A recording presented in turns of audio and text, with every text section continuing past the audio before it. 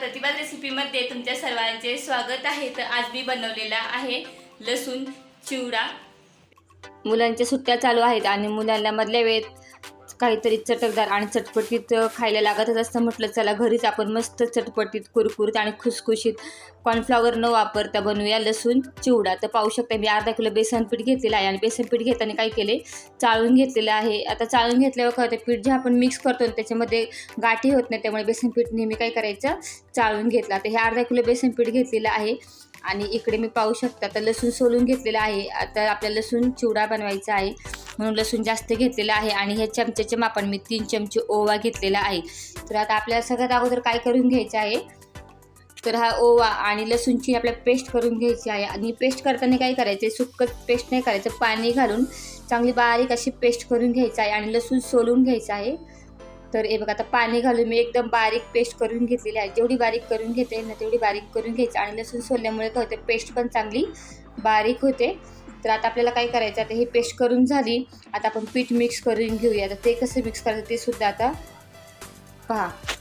तर चला एक चाळणी घेतलेली आहे, आता त्याच्यामध्ये आता ही पेस्ट जी आहे आपण करून घेतलेली आहे ती अशी म्हणजे अशी चाळून घ्यायची आहे। त्यातलं फक्त आपल्याला पाणी घ्यायचं आहे, कारण जर तुम्ही असं नाही केलं डायरेक्ट जर ओवा वापरला लसूण चिवडा बनवताना तर काय होतं, जेव्हा आपण शेव बनवतो ना त्याच्यामध्ये ना त्या होलमध्ये शेवच्या जो ओवा असतो तो अटकून बसतो आणि मग शेव जी आहे ती व्यवस्थित पडत नाही।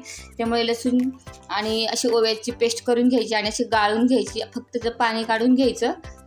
हे बघा आता जे आपण मिक्सरचं भांडं जे आपण मी धुवून घेतले ते सुद्धा आपण पाण्यात टाकणार आहे, पण त्यावर आपण टाकूया ही मिरची पावडर घेतलेली आहे। थोडीशी तिखटच बनवायची आहे म्हणून मी 3 चमचे मिरची पावडर घेतलेली आहे आणि टाकूया थोडीशी हळद अर्धा चमचा आणि आता टाकूया चवीनुसार मीठ। आता आपल्या कुरकुरीत आणि खुसखुशीत शेव बनवायची आहे लसूण शेव, त्यामुळे सोडा वगैरे कधीही वापरायचा नाही। आता हे भांडं जे धुवून घेतले आहे ते सुद्धा आपण गाळूनच घेऊया, अजिबात त्याच्यामध्ये ना ओव्याचा कण जाता कामा नये, कारण ओवा काय होतं मग सोऱ्यामध्ये अटकतो। आता हे आपण मिक्स करून घेऊया। आता मिक्स करताना पण काळजी घ्यायची, अजिबात पातळ वगैरे करायचं नाही, जसं लागेल तसं आपण पाणी मिक्स करून पीठ मळून घेणार आहे। तर चला आता बघा ओवा आणि लसूणची जी पेस्ट आहे त्याच्यामध्ये बऱ्यापैकी ओवा आणि लसूणचा वास असतोच, त्यामुळे तीच आपण अगोदर स्वच्छ धुवून घेऊया। तर याच्यामध्ये आपण टाकूया पाणी, हे पुन्हा असं थोडंसं मिक्स करून घेऊया, कारण असं केल्यामुळे काय होते याची जी चव आहे म्हणजे ओवा आणि लसूणची ती तर लसूण शिवला बसतेच, पण जो ओवा आहे ना तो मशीनमध्ये अडकत नाही। मग स्वच्छ असं आपण धुवून घेतले पाणी। आता ह्याच पाण्यामध्ये आपण अगोदर मळून घेऊया, लागलं तर आपण एक्स्ट्राचं पाणी वापरूया। आणि हे जे उरलेलं आहे लसूण आणि ओव्याचं ते तुम्ही भाजीसाठी थोडं थोडं वापरू शकता। तर चालेल बघा थोडं थोडं पाणी मिक्स करून ना आपण हे मळून घ्यायचं आणि मळून घेताना असं घट्टसरच मळायचे, म्हणजे जी शेव आहे ना ती कुरकुरीत आणि खुसखुशीत होते। तर हे बघा अशा पद्धतीने आता मी मळून घेतलेलं आहे। हे बघा अशा पद्धतीने घ्यायचे, पातळ नाही करायचं, पातळ जर केलं तर शेव जी आहे ना नरम पडेल, कुरकुरीत होणार नाही, त्यामुळे असं घट्ट मळून घ्यायचे। तर पीठ आज तयार झालेलं आहे, तेल मी एकीकडे गरम करायला ठेवलेलं आहे, पीठ पण आपलं व्यवस्थित तयार आहे। आता मी सोऱ्या घेतलेला आहे, बघा ही सगळ्यात जी बारीक थाळी असते शेवची, आता याच्यामध्ये अजून एक जाड असते जी आपण कुरडईसाठी वगैरे वापरतो, पण आपल्या सगळ्यात जी बारीक आहे ना ती घ्यायची आहे शेव करण्यासाठी। आणि जर तुम्ही कुरकुरीत शेव करायची असेल तर पीठ अशा पद्धतीने मळा। तर हे बघा सोऱ्या लावून झाले आहे, थोडं थोडं तर पीठ टाकून घेऊया, तेल पण आपलं तापलेलं आहे। तर सोऱ्याच्या थाळ्याने आपल्याला एक एक शेवचा घाणा काढून घ्यायचा आहे।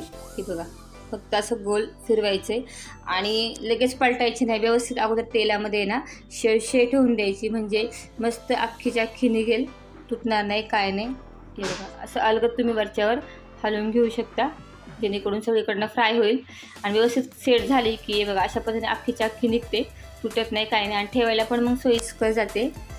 आता आपण जेव्हा घरीच बनवलेली ही शेव आहे त्यामुळे याच्यामध्ये आपण अजिबात कॉर्नफ्लॉवर वापरलेला नाही आहे, फक्त बेसन पिठाचा वापर करूनच ही आपण शेव बनवत आहोत। आता आपण जेव्हा बाहेरून लसूण चिवडा आणतो तेव्हा तो इतका कडक असतो की खाताना तो टाळूला किंवा जिभेला असा टोचतो, पण आपण ही घरी बनवलेली आहे कॉर्नफ्लॉवरचं किंवा तांदळाचं पीठ करताना वापरलेलं आहे, त्यामुळे मस्त कुरकुरीत खुसखुशीत होते, अगदी लहान मुलेसुद्धा आवडीने खातील असा। तर ही शेव आपली जी आहे करून झालेली आहे, तर अशाच पद्धतीने आता ही दुसरी शेवसुद्धा आपण करून घ्या, अजून बाकी आहे याच्यामध्ये पीठ, म्हणजे एका सोऱ्यामध्ये ना साधारण 3 अशा मोठे मोठे शेव होतील।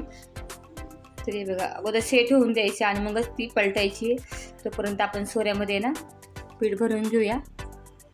आणि शेव तळताना स्लो गॅसवर तळायची नाही, जरा मिडियम गॅसवर तळायची, म्हणजे तेल जे आहे ना शेव पीत नाही जास्त. तर चला, ही अर्धा किलोच्या बेसन पीठ आहे. अर्धा किलोच्या प्रमाणात आज आपण लसूण शेव बनवत आहोत. ते बघा मस्त ही फ्राय झालेली आहे. ही काढून घेते. बघा अख्खीच्या अख्खी निघलेली आहे, पाहू शकता. तर चला, अशाच पद्धतीने आता आपण ही शेव सुद्धा करून घेऊया. आणि अर्धा किलोची जरी असली तरी घरी बनवत असतो, त्यामुळे घरची टेस्ट पण वेगळीच असते आणि भरपूर होते. आता बाहेरून जर तुम्ही विकत आणली तर महाग तर असते, पण ती कडक असते, अगदी टाळू सालटून निघते खाताने, अशी होते. पण ही घरची आहे, त्यामुळे खाताने पण छान कुरकुरीत खुसखुशीत लागते. चला, अशा पद्धतीने आपण सगळी शेव जी आहे ना, बघा काढून घेतलेली आहे. हे बघा मस्त आपली शेव तयार झालेली आहे. आता तेल गरम आहे, त्यामध्येच आपल्याला 1 वाटी शेंगदाणे पण तळून घ्यायचे आहे छान. आणि इकडे आपण काय केलं, मी अख्खा लसूण घेतलेला आहे, तो सोलून घेतलेला नाही. आता ह्या लसणाचं आपल्याला काय करायचं, इकडे शेंगदाणे तळतात तोपर्यंत आपण हा लसूण थोडा ठेचून घेऊया. तर मी भत्ता घेतलेला आहे.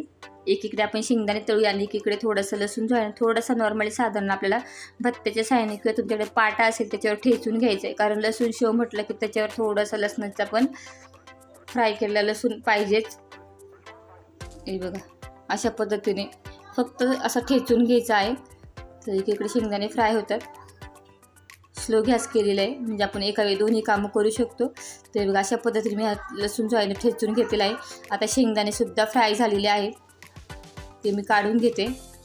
अगदी मार्केटसारखाच क्रिस्पी आणि कुरकुरीत आपण लसूण शेव घरी बनवणार आहोत. हे बघा आता हा कढीपत्तासुद्धा आपण फ्राय करून घेतलेला आहे, काढून घेऊया. आणि कढीपत्ता पण फ्राय करताना कुरकुरीत होईपर्यंत फ्राय करून घ्यायचा आहे. आता हा ठेचून घेतलेला लसूण आहे, तो सुद्धा एकदम असं लालसर ब्राऊन करून घ्यायचा आहे. कुरकुरीत करून घेतला की मग आपली शेव जी आहे ना ती नरम पडत नाही, त्यामुळे एकदम कुरकुरीत असा लालसर रंग येईपर्यंत हे बघा अशा पद्धतीने फ्राय करून घ्यायचा. आणि याचा वास पण मग लसूण चिवड्याला छान बसतो असा फ्राय करून घेतल्यामुळे. आता हा काढून घेऊया. तर चला बघा काढून घेतला आहे. तर बघा पाहू शकता. आता हा लसूण आपण फ्राय करून घेतला, तो अगोदर आपण तिखट करून घेऊया. त्याच्यामध्ये 1 चमचा टाकूया मिरची पावडर आणि थोडंसं टाकूया अर्धा चमचाभर मीठ. अगोदर हे मिक्स करून घेऊया. मस्त अशी चुरचुरीत फोडणी आपल्या ह्या लसणाची बसली की लसूण शेव पण खायला मज्जा येते. आता ही शेव आता मोठ्या भांड्यात घेते. त्याचं आपल्याला बनवून घ्यायचं आहे चिवडा. तर सगळी शेव पाहू शकता किती मस्त झालेली आहे आणि एकसारखी झालेली आहे. आणि एकदम अर्धा तासातच होतं, जास्त वेळ लागत नाही, काही नाही. आता याचा आपण अगोदर चुरा करून घेऊया. तर हे बघा मस्त आता बारीक करून घेतलेला आहे. आता आपण जे फ्राय करून घेतलेला कढीपत्ता आहे, फ्राय केलेले शेंगदाणे, आता हे सर्व आपल्याला टाकून घ्यायचं आहे याच्यावरती. आणि हा मस्त ठेचून फ्राय केलेला लसूण, थोडीशी मिरची पावडर लागलेली आहे याला खाली, हे पण करून घेऊया. आता हा लसूण चिवडा मिक्स आहे, फक्त याला आता आपल्याला मिक्स करून घ्यायचा आहे. बघा म्हणजे आपला लसूण चिवडा जो आहे ना तयार झालेला आहे. सगळं भरपूर झालेला आहे, अर्धा किलोचा म्हटलं तरी. आता उन्हाळ्याची सुट्टी आहे आणि मुलांना फावल्या वेळेत खाण्यासाठी काहीतरी हवंच असतं, म्हटलं चला लसूण चिवडा बनवूया. हे बघा मस्त लसूण चिवडा तयार झालेला आहे. ते बघा पाहू शकता आपला हा लसूण चिवडा जे आहे मस्त कुरकुरीत आणि खुसखुशीत असा तयार झालेला आहे. आता हा स्टोअर करताना काय करायचं, एखादी प्लॅस्टिकची पिशवी घ्यायची आणि प्लॅस्टिकच्या पिशवीमध्ये हवा न लागली पाहिजे असं तुम्ही बांधून ठेवू शकता. अगदी संपेपर्यंत कुरकुरीत आणि खुसखुशीत राहील. आणि बघा मस्त आपला हा लसूण चिवडा तयार झालेला आहे. तुम्ही सुद्धा नक्की बनवून पहा, झटपट होतो आणि चवीलासुद्धा जबरदस्त होतं. अगदी मार्केटपेक्षा सुद्धा मस्त कुरकुरीत आणि खुसखुशीत होतो. नवनवीन रेसिपी पाहण्यासाठी तुम्ही देखील प्रतिभा रेसिपी यूट्यूब चॅनलला सबस्क्राईब करा, म्हणजे काही नवीन व्हिडिओ आले की तुम्हाला देखील लगेच पाहायला भेटेल. आणि रेसिपीला लाईक शेअर करायला विसरू नका. धन्यवाद.